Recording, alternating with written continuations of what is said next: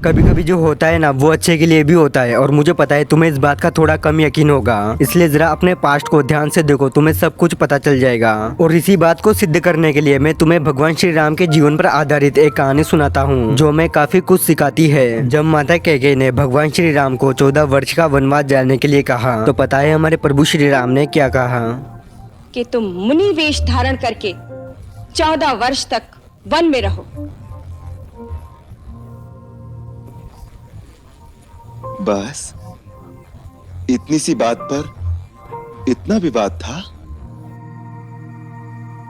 यह तो बड़ी प्रसन्नता की बात है मां कि मुझे माता और पिता दोनों के वचनों को पालन करने का ऐसा अवसर मिला जो किसी पुत्र को बड़े भाग्य से मिलता है। जी हमारे प्रभु श्री राम का रिस्पॉन्स था। श्री राम ने कहा कि नियति मुझे अपने उस उद्देश्य तक पहुंचाना चाहती है जिसके लिए मैंने इस धरती पर जन्म लिया है। मतलब उन्होंने इतनी बुरी परिस्थितियों में भी अपने आप को पॉजिटिव रखा। उनका जो मन था, उनका जो माइंडसेट था वो कितना पॉजिटिव था। और जब लक्ष्मण जी को ये बात पता चली तो वह प्रभु श्री राम से नाराज होने लगे और बोले कि ये गलत है भैया, भरत को तो राज्य चलाना भी नहीं आता और धर्म के अनुसार अयोध्या का राजा बनना तो सिर्फ आपका अधिकार है। तो भगवान ने उन्हें समझाया कि जीवन में जो कुछ भी होता है उसमें विधि की कोई ना कोई योजना होती है। इंसान को जो कुछ भी सुख दुख मिलता है वो अच्छे के लिए ही मिलता है। और लक्ष्मण, हम भविष्य को नहीं जानते, इसलिए जो कुछ भी हो रहा है वो अच्छे के लिए ही हो रहा है, ये मानकर चलो। और परमेश्वर ने जो रास्ता मुझे बताया है उस पर चलना सबसे उचित होगा, क्योंकि जिस दिन मैं राजा बनने वाला था उसी दिन मुझे सब कुछ त्यागना पड़ा। इसका मतलब राजा बनने के लिए मैं इस धरती पर नहीं आया हूँ, मुझे कुछ और महान कार्य करना है, इसलिए मुझे वनवास मिला और वनवास ही मेरे नसीब में है। क्योंकि माता कैकेयी ने कभी भी भरत और मुझ में कोई भेदभाव नहीं किया,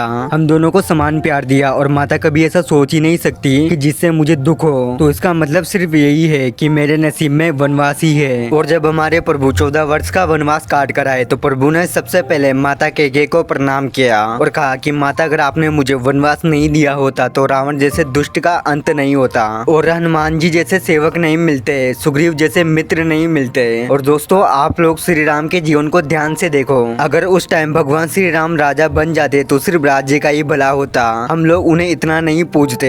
और भगवान ने इतनी लीलाएं रची अपने जीवन से ये सिखाने के लिए कि तुम भी इसी तरह जीवन जीकर महान बन सकते हो। सिर्फ रावण को मारने के लिए ही उन्होंने अवतार लिया होता तो अपने गुरु से शिक्षा लेकर सीधा रावण से युद्ध करके सारे संसार को भय मुक्त कर देते। और भगवान को तो धरती पर मनुष्य अवतार लेने की भी कोई जरूरत नहीं पड़ती, नारायण तो क्षण भर में ही रावण का अंत कर देते। रावण के अंत के लिए प्रभु को अपने 1% भी शक्ति की जरूरत नहीं पड़ती, लेकिन हमें इन सब से कोई सीख नहीं मिलती, इसलिए प्रभु ने हमें एक महान जिंदगी जीना सिखाने के लिए ये सब लीलाएं रची।